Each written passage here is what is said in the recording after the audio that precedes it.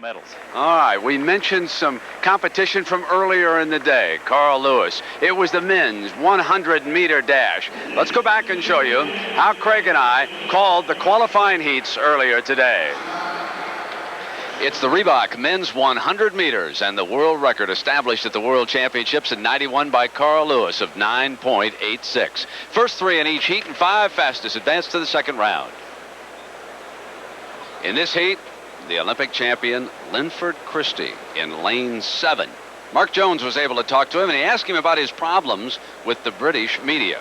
I don't believe in running my mouth up too much. I think that, you know, you go out there, you let your feet do the talking. And that's me. And some people can't take honesty. You know, honesty hurts. You know, when you tell someone the truth, they can't hang with that. And I think, you know, saying that with the media, even so, I mean, they always win. You know, they can say what they want about you, and there's nothing, you know, you can do as a person to reply. And so, I mean, I think that, you know, I was brought up to be an honest person, and I think if you've got something against someone, you say it. I mean, I don't know malice at all against anyone at all like that. And on the track, I just go out there, and there are times when you talk, there are times when you don't. Most of the time, I don't think it's worth talking. You know, if you talk a good race and you go out and you lose, you're in trouble. So I just go out there and let my feet do the talking. So Linford Christie, now the target of Carl Lewis here, Craig. Well, the target of all the sprinters in the world is the reigning Olympic champion. I like what Carl says. Carl calls him the greatest European sprinter of all time. I think they say that's a diss. Lane 1 will be empty. Gustavo and Bella has scratched from this heat. This will be the first confrontation between Christie and Lewis, but this is Stephen Lewis of Montserrat in lane 5. Christie's in 7th. Christie away nicely. Conde Carlo of Romania and Christie. And it'll be Christie to the next round. The kind of run you would expect from the reigning Olympic champion, run with total confidence and composure. I find it so amusing that Christie says he doesn't like the talk. He's the man that says he has 3 million British women watching track and field on television. 7 meters per second. Letting his feet do the talking, Christie easily into the next round. This is a qualifying heat in the Reebok men's 100 meters. Andre Cason, the focus here. He'll be in lane 5, trying to redeem himself this summer after suffering that torn calf muscle in the heats of the Olympic trials last year, unable to compete in Barcelona. A couple other names to note in this particular heat. Sanguma, the national record holder of France, will be in lane 1. Wayne Watson of Jamaica, former NCAA Division II national champion, in lane 8. But Craig, what a moment this is for Andre Cason. You know, Brent, it's been a long way back for Andre Cason since that injury at the Olympic trials. He said he's now taking an approach whereby he prevents injuries by not giving them room to happen, runs fewer races, points towards the big ones. In '91, he was the world indoor champion, but he wants to be an outdoor champion as well.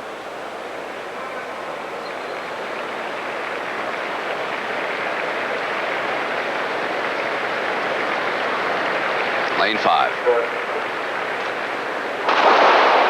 Cason away beautifully, rolled out of the blocks on top. It's Andre Cason. Andre Cason with Saguma in lane 1. Cason coming across. 10.08, the fastest qualifying time so far.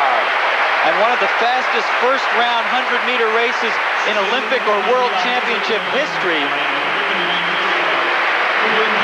An outstanding run for Andre Cason. Obviously wanting to make a statement in this first round. Only a slight wind at his back. Brent, for .10 reaction time is the legal limit. He comes out at .115. It just shows you why he had that early lead over everybody in the race.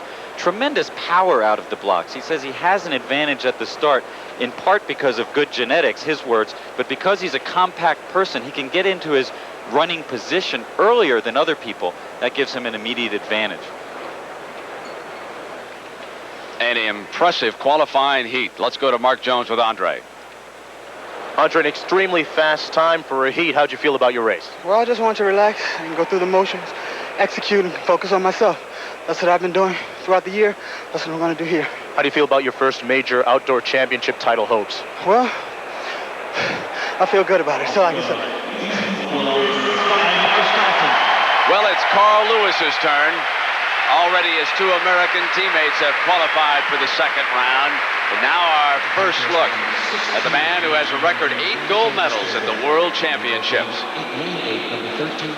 Tremendous crowd reaction to the introduction of Carl Lewis, and he says he loves being put on the spot, wishes there were an Olympics or World Championships every month of the year, Brent.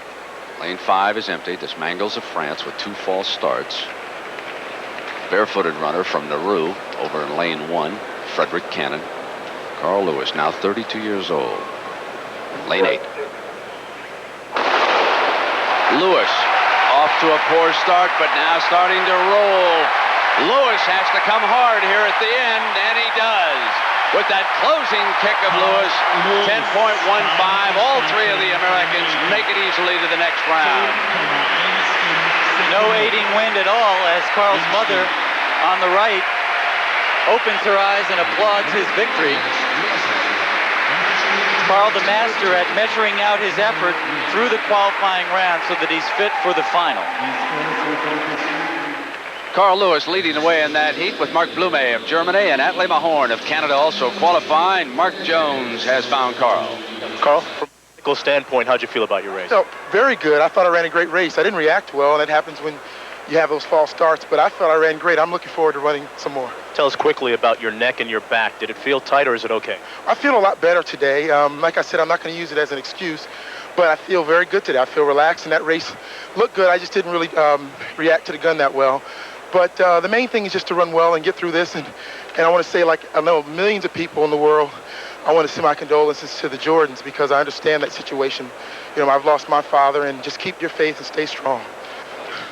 Andre Cason with the fastest qualifying time. Note that Raymond Stewart of Jamaica, Daniel Effiong of Nigeria, and the Canadian Bruny Surin also advanced. Coming up now on the Track and Field Championships, the men's 100 meters. And a look at Andre Cason. Could this be Andre's year? Here in the history of track and field, and just now, people are starting to appreciate his records. In the 100 meters, he holds the world record, 9.86, set in 1991. Was unable to qualify because of illness a year ago for the Olympics in this event, and here he is in his second heat of the day. The top 4 go to the semifinals tomorrow. Lewis will be in lane 5. Brent, when Carl Lewis won his heat earlier today, it was one of the first times all season he crossed the finish line first in 100 meters. He's been on a losing streak in finals of 100 meter races this year. He says that doesn't matter. This is the race that counts.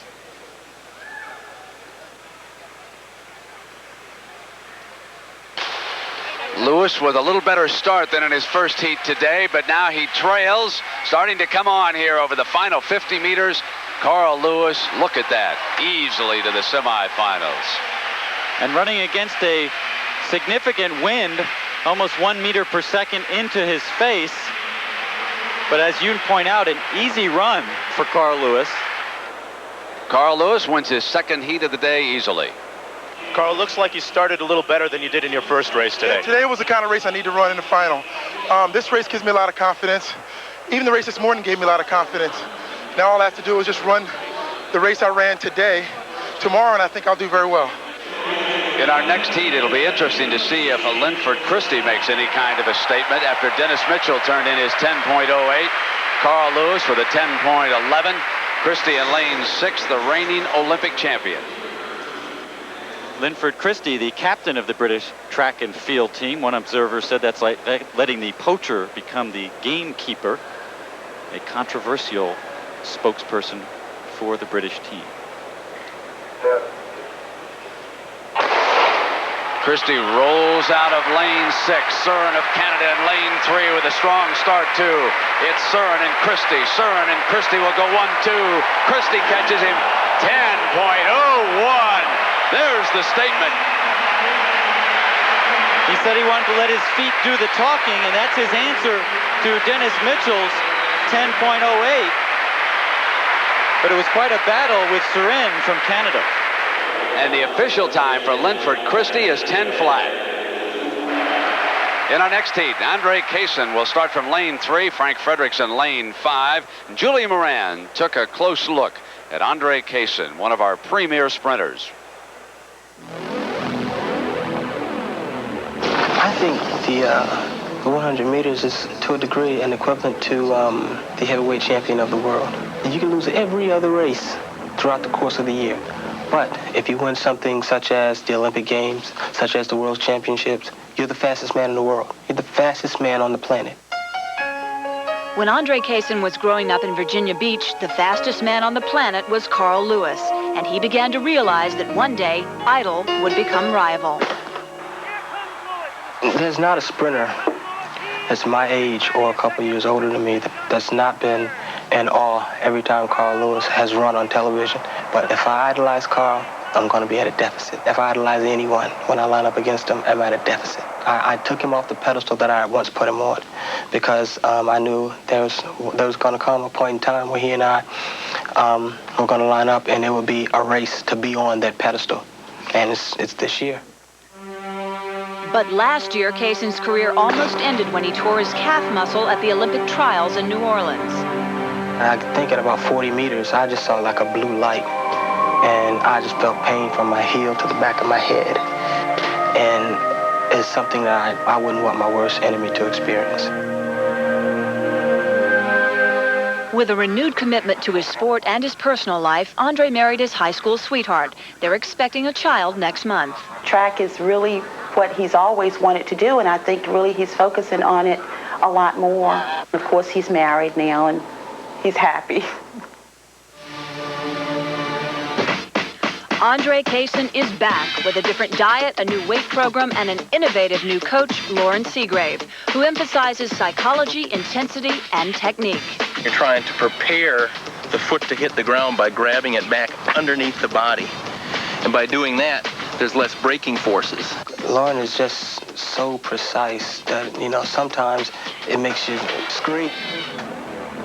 Cason has never been more prepared to run a race. Now comes Stuttgart and the World Championships.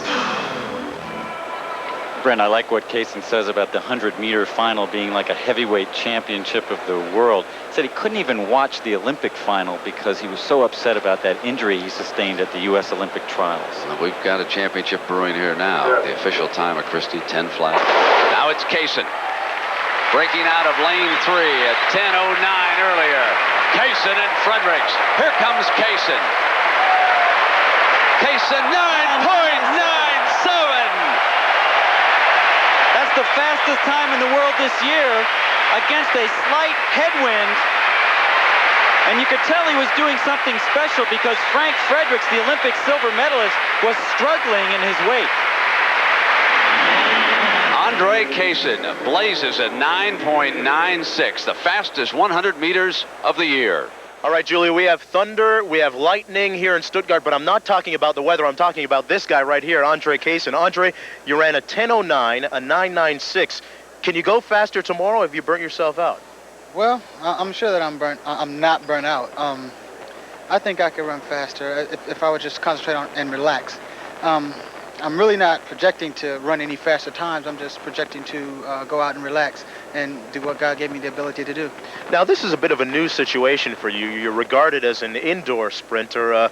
You're in a new situation here where you're outdoors. This is a first major world title for you. Has that weighed on your mind a lot? No, it hasn't. No, it hasn't. If I let other people, if I let the media get to me, I'll be pretty much a basket case. I just try to stay focused on myself and what I'm doing and listening to my coach and the close people that are surrounding me, and everything works out. What kind of time wins it tomorrow? I have no idea. I never put any barriers on a 100-meter final. Well, Andre, you got out of the blocks quickly and just like you did right there, and good luck tomorrow. I mean, you really came out here. The start really is the key to your race, isn't it? Well, no, it's the key is putting myself in a running position at a good point in the race and then accelerating and executing all the movements. All right, thanks a lot for joining us, and once again, good luck tomorrow, Andre Cason. Good luck with that world title. Thanks. All right. Hey, can I say hello to my wife? Thank you very much, and yes, Andre, we'll say hello for you to your wife. And welcome, everybody, to Gottlieb Daimler Stadion. It's time soon for the men's 100-meter final. Welcome, everybody. With Carol Lewis, I'm Brent Musburger. Carol, first things first, how about your brother Carl? Is he ready tonight? Well, he's always prided himself in being ready for the big championships, and I think he's going to be ready tonight, and I'm definitely sitting on pins and needles. Our Julie Moran had an opportunity to take a close look at the world record holder. Whether running the 100 or 200-meter dash or the 4x100-meter relay, Carl Lewis has almost always come out on top. With an extraordinary career that has seen world records come and go, and even come again, Lewis can easily be called the greatest sprinter of all time. Sprinters are wimps. I mean, a real man's a long jumper, okay? If indeed that's the case, then Lewis's credentials in his favorite event are no less honorable. He won the long jump in the past 3 Olympics, bringing his total gold medal count to 8. But he's 32 now, and some are wondering if the real man isn't becoming an old man. It's a challenge to be at the point where people say you're too old to do this. And now it's not as easy to get up for every meet. I mean, and I lose a lot more races now, but I'm not any more worried about it because I know when the big meets come, I'll be ready to run.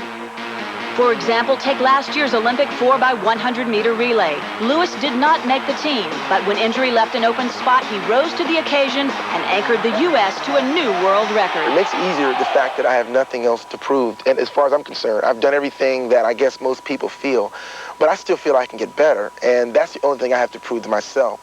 But that doesn't create the same pressure as saying I've got to go out and I have to run fast because everyone expects me to. I have to run fast or run well because I expect it of myself. I'd be crazy to say it isn't great to be running track and field and earning a living at it, a good living, and it's no different than what I did when I was 7. His toys now include a collection of fast and classic cars. Carl Lewis has come a long way since he first caught the world's attention. I've become much more mature as a person.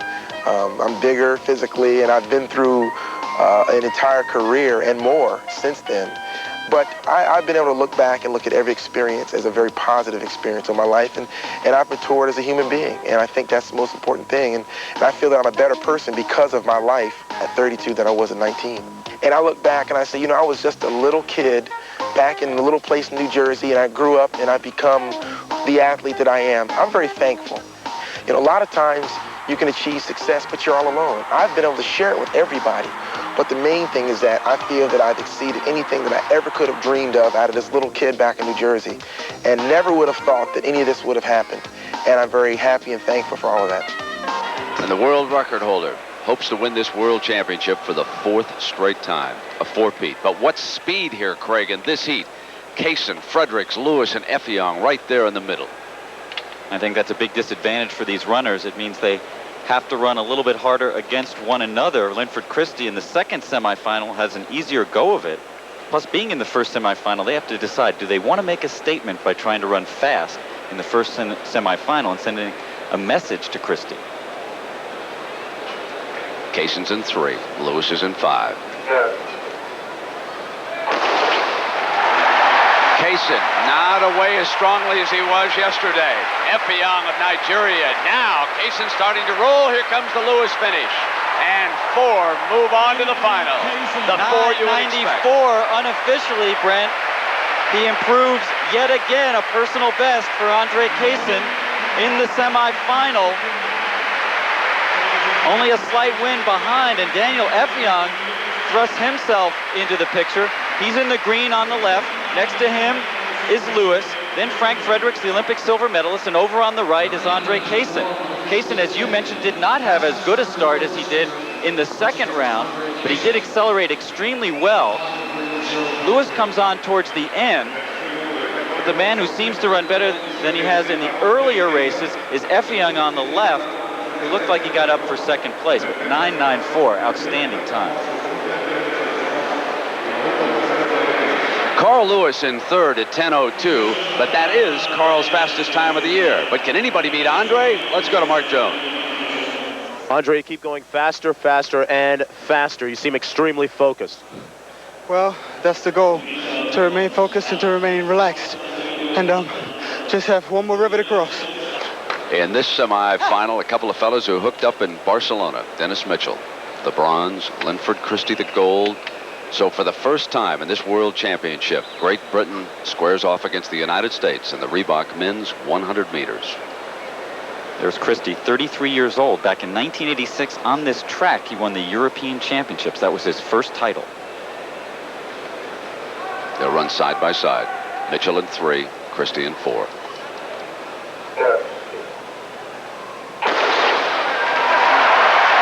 Christie and Mitchell.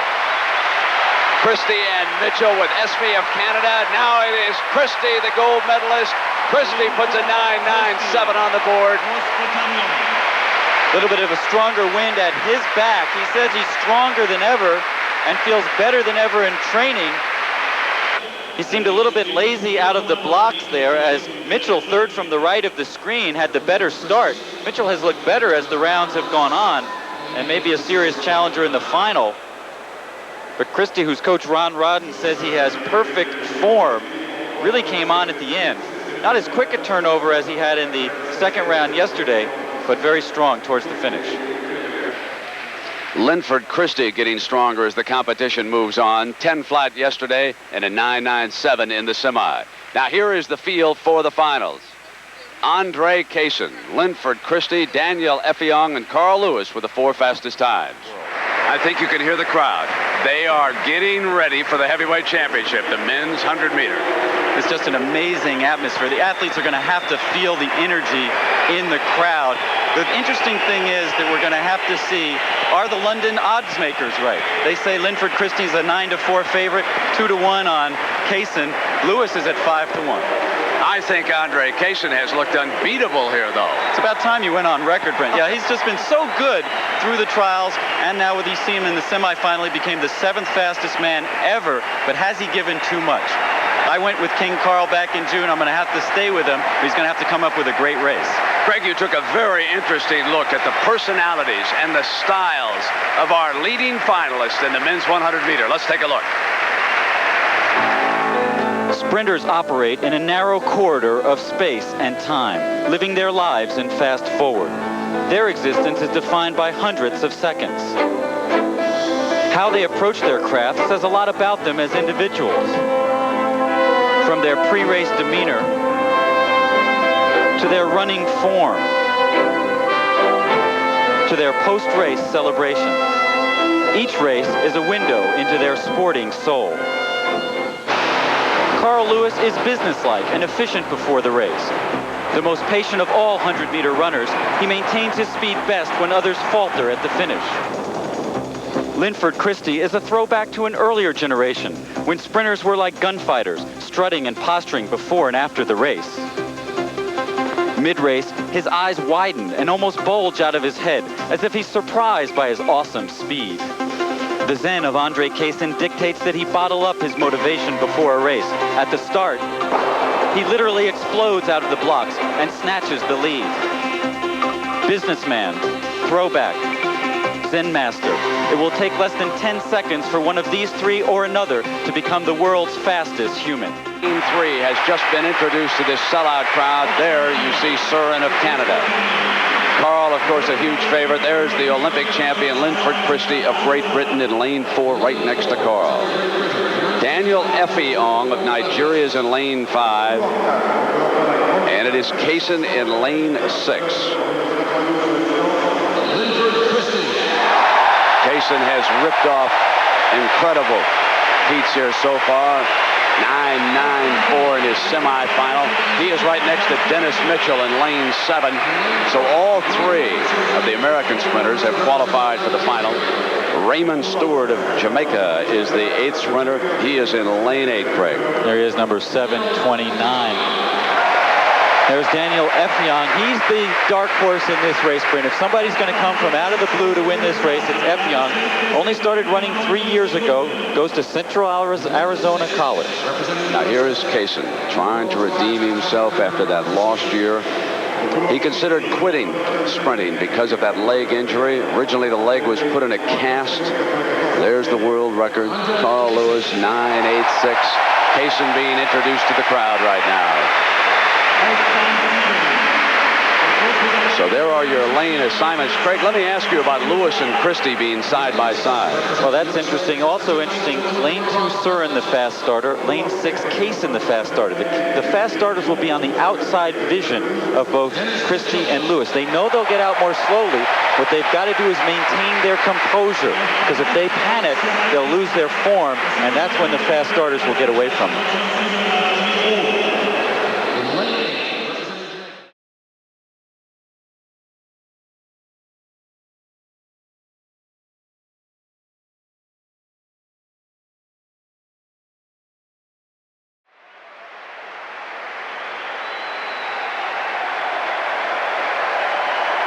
the things that was different is that Cason is now out on top in lane 6. In his previous races, he had shot out. Christie broke beautifully in lane 4. That gave him just a little bit of an advantage right now. Christie had one of the fastest reaction times in the race, and he could sense that Cason wasn't out as quickly. That got him going. Carl Lewis on the right of the screen, concentrating on his lane, trying to make up for the fact that his start was not one of his better this year. Christie rising to the occasion as it comes to the end of the race and lifting his arms in triumph. Linford, the second fastest time of all time, 9.87. Were you worried that you had the fast starters on the outside of you? You really held form. Well, no, not really. I mean, I was watching the last semi, and I knew that Effiong got out before Andre. So I was just glad I was next to someone who was going to get out quick. I would have liked to have been in the middle, but it didn't really matter. Do you feel vindicated? People said that you won Barcelona without Carl Lewis there. Do you feel vindicated with this victory? Well, no, not really. You know, at the end of the day, the history books are not going to say Carl wasn't there. They're going to say Linford Christie, Olympic champion. So, you know, the times have done it. It's in the books. I've got the medal. No one can take that away from me. You're the world champ. Congratulations. Thank you very much. Can I just say hello to my brother and my sisters out there in New York? Love you all. Carl, you said you had nothing to prove in this race, but I'm sure you have to be disappointed with 4th. Well, a little bit. I mean, this hasn't been an easy year for me. I mean, I'm building a house. I have a lot of distractions, but the biggest thing is that I wanted to come here and run the best I could for the United States. I did that, but there's no question I'll be back. I've had down years like this in the past, and I've been in a lot of big races, and I know what it'll take to get back. All right. Thanks a lot, Carl. All right, great. A blistering 100-meter final. Linford Christie, still the world's fastest human. Let's go to Mark Jones. Andre, congratulations, Andre. You're running 9.92, a personal best, but you come in second. How do you feel? I feel great because last year I was in a cast about this time. I was rehabilitating my Achilles tendon. I just thank God that I'm able to come out and perform today. I give God all the praise because a silver medal is not bad. I set a personal record for myself, and I improved throughout the rounds. So Andre Cason is back. Question about the Reebok Athlete of the Day. He's the world's fastest human, Linford Christie. You know what he said?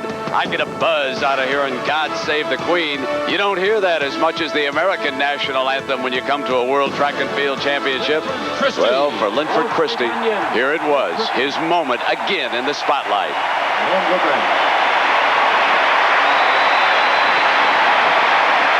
Juan Antonio Samaranch drapes the gold medal around the neck and the Union Jack in the background. And there the silver medalist, Andre Cason. What a year he's put together.